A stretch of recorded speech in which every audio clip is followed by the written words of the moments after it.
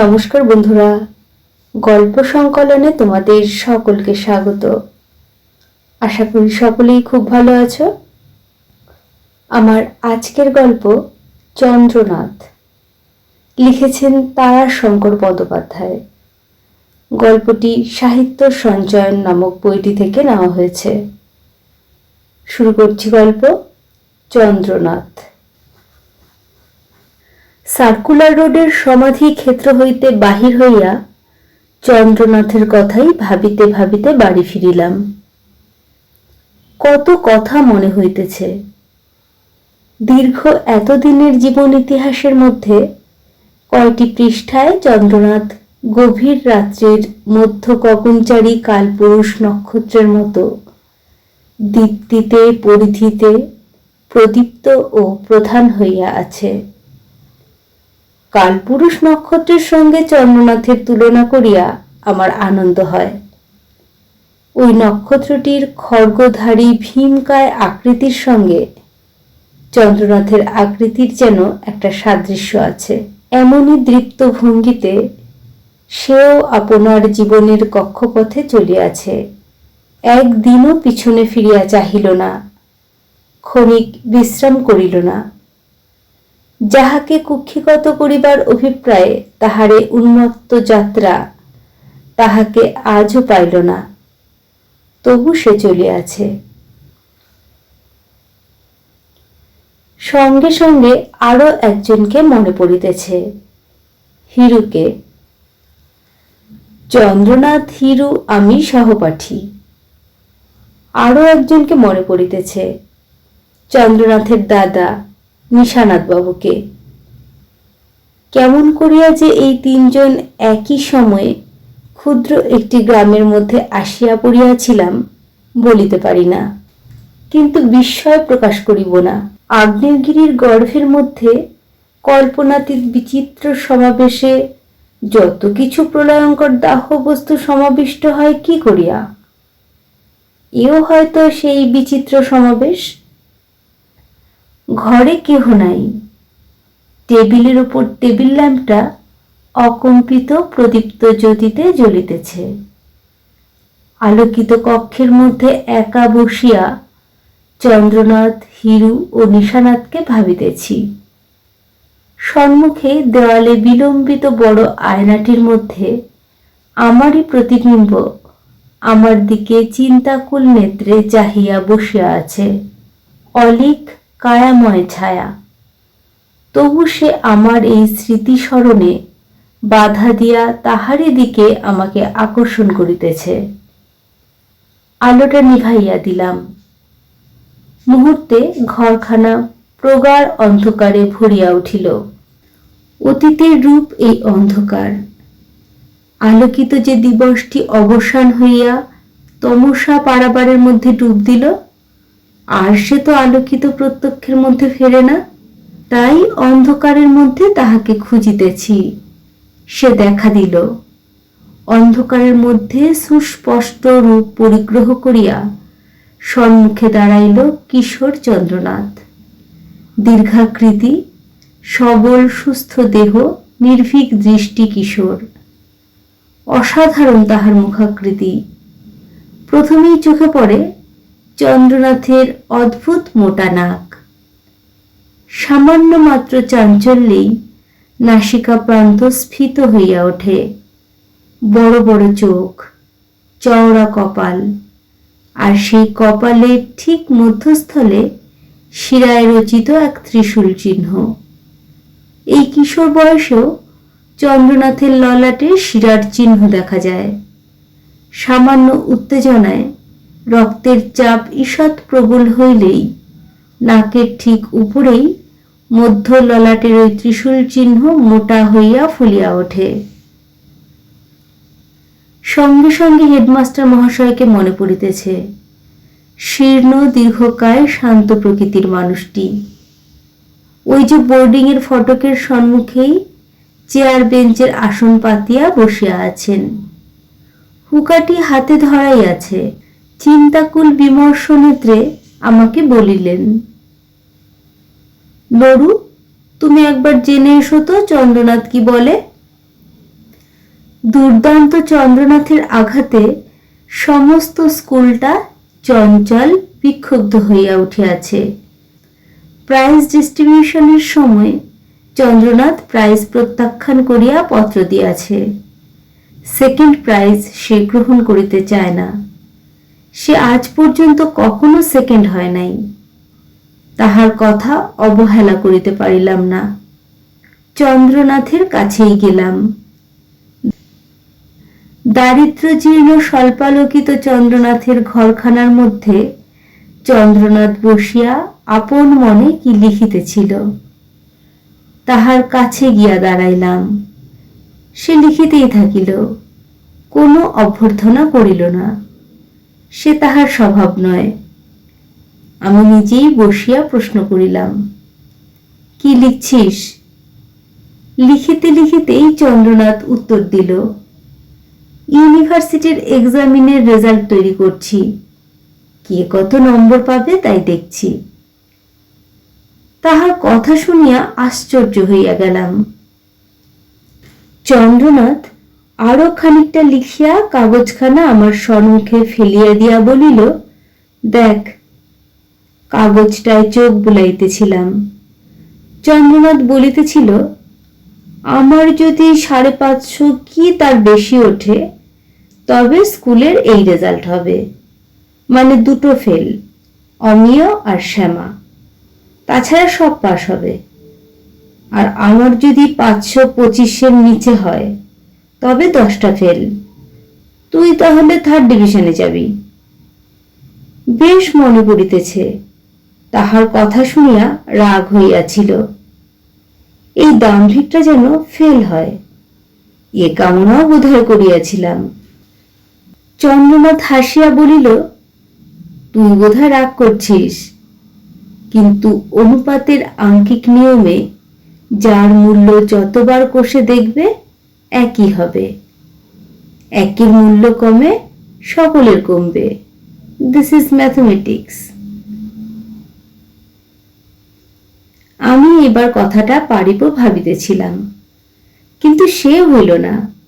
চন্দ্রনাথের দাদা একখানা পত্র হাতে আসিয়া দাঁড়াইলেন। চন্দ্রনাথের হাতে পত্রখানা দিয়া বলিলেন, এ কি?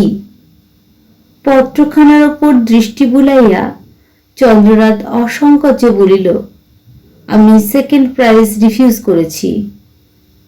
কারণ? কারণ? চন্দ্রনাথের নাসিকা প্রান্ত স্ফীত হইয়া উঠিল। ললাটে শিরায় রচিত ত্রিশূল চিহ্ন ধীরে ধীরে আত্মপ্রকাশ করিতেছিল। এক মুহূর্ত স্তব্ধ থাকিয়া সে বলিল, কারণ সেকেন্ড প্রাইজ নেওয়া আমি বিনিথ মাই ডিগনিটি বলে মনে করি। চন্দ্রনাথের দাদা ক্ষোভে যেন কাঁপিতেছিলেন।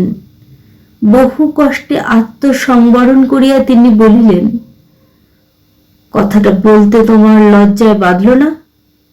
ডিগনিটি? একে তুমি ডিগনিটি বলো? তোমার অক্ষমতার অপরাধ।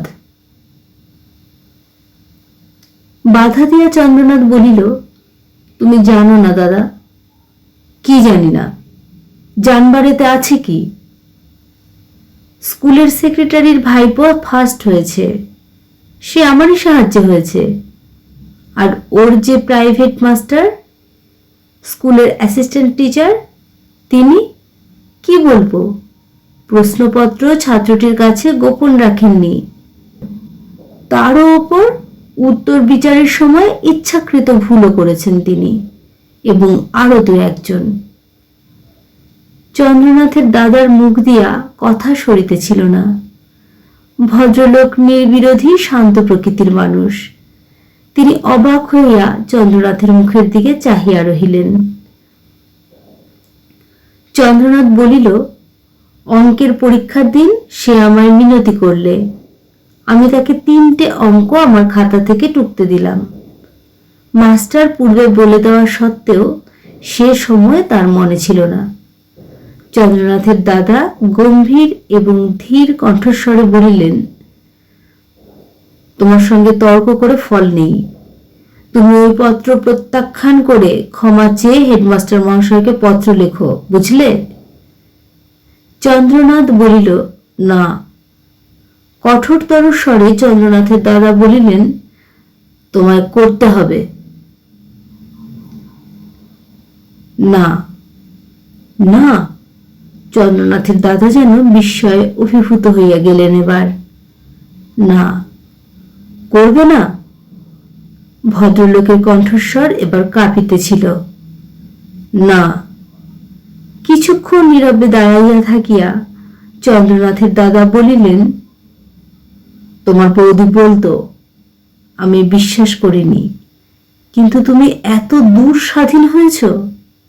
ভালো, আজ থেকে তোমার সঙ্গে আমার আর কোনো সংস্রব রইল না। আজ থেকে আমরা পৃথক। অবিচলিত কণ্ঠস্বরে চন্দ্রনাথ বলিল, বেশ। চন্দ্রনাথের দাদা নতশিরে নীরবে দাঁড়াইয়া রহিলেন। তিনি নিশ্চয়ই এ উত্তর প্রত্যাশা করেন নাই, বিশেষত এমন সংযত নিরুচ্ছ্বসিত কণ্ঠের উত্তর। আমি বেশ বুঝিলাম, ভদ্রলোক আত্মসংবরণের জন্য বিপুল প্রয়াস করিতেছেন। দাঁতে ঠোঁট কামড়াইয়া তিনি দাঁড়াইয়াছিলেন। চোখের দৃষ্টিতে বেদনা ও ক্রোধের সে এক অদ্ভুত সংমিশ্রণ। এমন বুকে দাগ কাটা দৃষ্টি আমার জীবনে আমি খুব কমই দেখিয়াছি। এক মুহূর্তে যেন স্পষ্ট দেখিতে পাইতেছি।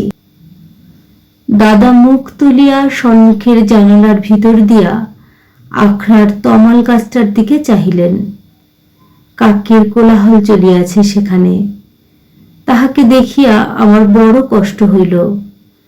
আজও এই অন্ধকারের মধ্যে আমি চোখ মুদিলাম। বোর্ডিংয়ে আসিয়া মাস্টার মহাশয়কে সংবাদটা দিতে গিয়া দেখিলাম, তিনি তখনও সেই তেমনি একা চিন্তাকুল নেত্রে বসিয়া আছেন। আমাকে দেখিবা মাত্র বলিলেন, কি হলো নুরু, সে কি বললে? তাহাকে অকপটেই সমস্ত বলিলাম। তিনি হুঁকাটি হাতে ধরিয়াই নীরবে বসিয়া রহিলেন। মাস্টার মহাশয় তামাক টানিতে টানিতে বলিলেন, আমি একবার যাব নরেশ। কি বলো তুমি? চন্দ্রনাথের কাছে? না না, পৃথক হবে কেন? আমি বলিলাম, না স্যার, আপনি যাবেন না। যদি কথা না শোনে? শুনবে না? আমার কথা শুনবে না? মাস্টার মহাশয়ের কণ্ঠস্বর উত্তেজিত হইয়া উঠিল। আমি উত্তর দিলাম না, নীরবে দাঁড়াইয়া রহিলাম। কিছুক্ষণ পরে মাস্টার মহাশয় বলিলেন, আমারই অন্যায় হলো। চন্দ্রনাথের দাদাকে না জানালেই হতো। না, ছি ছি ছি। আমি চলিয়া আসিতেছিলাম। তিনি আবার ডাকিলেন, তুমি বলছো নরেশ আমার যাওয়া ঠিক হবে না? চন্দ্রনাথ আমার কথা শুনবে না? আমি নীরবেই কিছুক্ষণ দাঁড়াইয়া রহিলাম। তারপর ধীরে ধীরে চলিয়া আসিলাম। দিন দুই পর শুনিলাম, চন্দ্রনাথ সত্যই দাদার সহিত পৃথক হইয়াছে। চন্দ্রনাথের সহিত দেখা করিলাম। সে বলিল, পৃথক মানে কি? সম্পত্তি তো কিছুই ছিল না, মাত্র বাড়িখানা আর বিঘে কয় জমি, কিছু বাসন। সে ভাগ তো হয়ে গেল। আমাকে তো এবার নিজের পায়ে দাঁড়াতেই হতো। এ ভালোই হলো। আমি চুপ করিয়া রহিলাম। বোধহয় সেদিন সে সময় ভাবিয়াছিলাম, চন্দ্রনাথের সহিত সংস্রব রাখিব না। মনে মনে সংকল্পটা দৃঢ় করিতেছিলাম। চন্দ্রনাথ হাসিয়া বলিল, হিরু এসেছিল আজ আমার কাছে। বলে, কাকা বলেছেন তোমাকে তিনি একটা স্পেশাল প্রাইজ দেবেন। হিরু সেবার ফার্স্ট হইয়াছিল, আমাদের স্কুলের সেক্রেটারির ভাইপো। আমি প্রশ্ন করিলাম, কি বললি তুই? চন্দ্রনাথ বলিল, তার কাকাকে ধন্যবাদ দিয়ে পাঠালাম, আর বলে দিলাম, একান্ত দুঃখিত আমি, সে গ্রহণ করতে আমি পারি না। এই প্রস্তাবই আমার পক্ষে অপমানজনক। চন্দ্রনাথের মুখের দিকেই চাহিয়াছিলাম। সে আবার বলিল, হেডমাস্টার মশাইও ডেকে পাঠিয়েছিলেন। তাকেও উত্তর দিয়ে দিলাম, গুরুদক্ষিণার যুগ আর নেই। স্কুলের সঙ্গে দেনা পাওনা আমার মিটে আছে। 2-3 মাসের মাইনে বাড়তি দিয়ে এসেছি আমি, সুতরাং যাওয়ার প্রয়োজন নেই আমার। সেই মুহূর্তে উঠে আসিলাম। ইহার পরে আমি চলিয়া গেলাম মামার বাড়ি। পরীক্ষার খবর বাহির হইলে হিরুর পত্র পাইয়া কিন্তু অবাক হইয়া গেলাম। চন্দ্রনাথের অনুমান অক্ষরে অক্ষরে মিলিয়া গিয়াছে। হিরু কলিকাতা হইতে দীর্ঘ পত্রে সমস্ত ফলাফল জানাইয়াছে। দেখিলাম 10টি ছেলে ফেল হইয়াছে। আমি 3য় বিভাগেই কোনরূপে পাশ হইয়া গিয়াছি। চন্দ্রনাথও 525 পায় নাই, কিন্তু একটি শুধু মেলে নাই। হিরু চন্দ্রনাথকে পিছনে ফেলিয়া গিয়াছে। হিরু লিখিয়াছে সে স্কলারশিপ পাইবে। মনে মনে দুঃখিত না হইয়া পারিলাম না। সত্য বলিতে কি, চন্দ্রনাথ ও হিরুতে অনেক প্রভেদ। চন্দ্রনাথের শ্রেষ্ঠত্বে আমার অন্তত সন্দেহ ছিল না। অপরাহ্নে 5টার ট্রেনে মামার বাড়ি হইতে ফিরিয়াই সঙ্গে সঙ্গে হিরুর বাড়িতে প্রীতি ভোজনের নিমন্ত্রণ পাইলাম। হিরু স্কলারশিপ পাইবে, তাহারই প্রীতিভোজ। আমি কিন্তু প্রথমেই গেলাম চন্দ্রনাথের বাড়ি। নির্জন বাড়িখানা খা খা করিতেছিল। কেহ কোথাও নাই। শয়ন ঘরখানারও দুয়ার বন্ধ। কড়ায় একটা অতি সামান্য দামের তালা ঝুলিতেছে। সন্ধ্যায় হিরুর বাড়ি গেলাম। উৎসবের বিপুল সমারোহ সেখানে। হিরু ধনীর সন্তান, অর্থের অভাব নাই। চীনা লণ্ঠন ও রঙিন কাগজের মালার নিপুণ বিন্যাসে তাহাদের বাড়ির পাশের আমবাগানটার সে শোভা আজও আমার মনে আছে। হিরুর কাকা শৌখিন ধনী সন্তান বলিয়া জেলার মধ্যে খ্যাতি ছিল। তিনি নিজে সেদিন বাগানটাকে সাজাইয়াছিলেন। বিশিষ্ট অতিথিও অনেক ছিলেন। জনদুয়েক ডেপুটি, ডিএসপি, স্থানীয় সাব রেজিস্ট্রার, থানার দারোগা, তাহা ছাড়া গ্রামস্থ ব্রাহ্মণ কায়স্থ ভদ্রলোকজন সকলেই প্রায় উপস্থিত ছিলেন।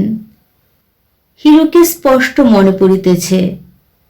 লাবণ্যময় দেহ, আয়ত কোমল চোখে মোহময় দৃষ্টি। হিরুর কথা মনে করিয়া আকাশের দিকে চাহিলে মনে পড়ে শুকতারা, অমনি প্রদীপ্ত, কিন্তু সে দীপ্তি কোমল স্নিগ্ধ। হিরু পরম সমাদর করিয়া আমাকে বসাইল। নানা কথার মধ্যে সে বলিল, কাকা বলেছিলেন এখন থেকে ICS এর জন্য তৈরি হও। বিলেত যেতে হবে আমাকে। বিলেত যাবার আমার বড় সাধ নরু। আমার কিন্তু বারবার মনে পড়িতেছিল চন্দ্রনাথকে, কিন্তু সেদিন সেখানে তাহার কথা আমি তুলিতে পারি নাই। হিরুই বলিল, আজই দুপুরে সে চলে গেল। আমি তার আগেই তাকে নেমন্তন্ন করেছিলাম, তবুও সে চলে গেল। একটা দিন থেকে গেলে কি হতো? হিরু বলিল, মাস্টারমশাই, মাস্টারমশাই। সচেতন হইয়া মুখ ফিরাইয়া দেখিলাম শীর্ণকায় দীর্ঘাকার মানুষটি এন্ডির চাদরখানি গায়ে দিয়া আমাদের দিকেই আসিতেছেন। আমরা উঠিয়া দাঁড়াইলাম। হাসিয়া মাস্টার মহাশয় বলিলেন, আজি এলে নরেশ? মাস্টার মহাশয়ের ওইটুকু এক বিশেষত্ব। ছাত্র তাহার অধিকারের গণ্ডি পার হইলেই সে আর তুই নয়, তখন সে তুমি হইয়া যায় তাহার কাছে। তিনি আবার বলিলেন, তুমি পড়বে নিশ্চয় নরেশ, কিন্তু সাহিত্য চর্চাটা পড়ার সময় একটু কম করো বাবা। তবে ছেড়ো না, ও একটা বড় জিনিস, যেন shame in crowd but solitary pride হওয়াই উচিত ও বস্তু। আমি চুপ করিয়া থাকিলাম। হিরু বলিল, নড়ুর লেখা যে কাগজে বেরিয়েছে এবার স্যার। হ্যাঁ, বেশ বেশ, আমাকে লেখাটা দেখাবে তো নরেশ, পড়ব আমি। তারপর আমাকে প্রশ্ন করিলেন, চন্দ্রনাথ কোথায় গেল? কাউকে বলে গেল না? তোমাকেও কি কিছু জানিয়ে যায়নি? বলিলাম, না স্যার, কাউকেই সে কিছু জানিয়ে যায়নি। লাঠির উপর ভর দিয়া মাস্টার মহাশয় কিছুক্ষণ নীরবে দাঁড়াইয়া রহিলেন। কি যেন তিনি চিন্তা করিতেছিলেন। আমরাও নীরব। একটা দীর্ঘশ্বাস ফেলিয়া মাস্টার মহাশয় নীরবেই চলিয়া গেলেন। আমরা আবার বসিলাম। হিরু বলিল, চন্দ্রনাথ একখানা চিঠি দিয়ে গেছে, দেখবি? চিঠিখানা দেখিলাম। সে লিখিয়াছে, প্রিয় বরেশু। প্রিয় বরেশু কাটিয়া লিখিয়াছে, প্রীতিভাজনেষু। আজই আমার যাত্রার দিন, সুতরাং থাকিবার উপায় নাই। আমাকে মার্জনা করিও, তোমার সফলতায় আনন্দ প্রকাশ করিতেছি। কিন্তু একটা কথা বারবার মনে হইতেছে, এই উৎসবটা না করিলেই পারিতে। স্কলারশিপটাই কি এমন বড় জিনিস? ভালোবাসা জানিবে। ইতি চন্দ্রনাথ। চিঠিখানা হিরুকে ফিরাইয়া দিলাম। হিরু বলিল, চিঠিখানা রেখে দিলাম আমি। থাক, এইটাই আমার কাছে তার স্মৃতিচিহ্ন। সে আবার প্রশ্ন করিল, আচ্ছা, কোথায় গেল সে? করবেই বা কি? সে যেন নিজেও একথা চিন্তা করিয়া দেখিতেছিল। উত্তর দিয়াছিলাম, জানি না, কিন্তু কল্পনা করিয়াছিলাম কিশোর চন্দ্রনাথ কাঁধে লাঠির প্রান্তে পোটলা বাঁধিয়া সেই রাত্রেই জনহীন পথে একা চলিয়াছে।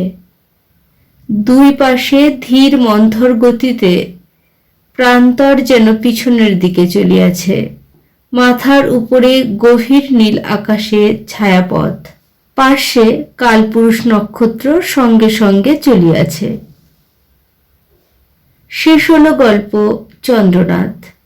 গল্প পাঠ ভালো লেগে থাকলে চ্যানেলটিকে একটি লাইক করো, সাবস্ক্রাইব করে পাশে থেকো। সকলেই সুস্থ থেকো, ভালো থেকো। অনেক ধন্যবাদ।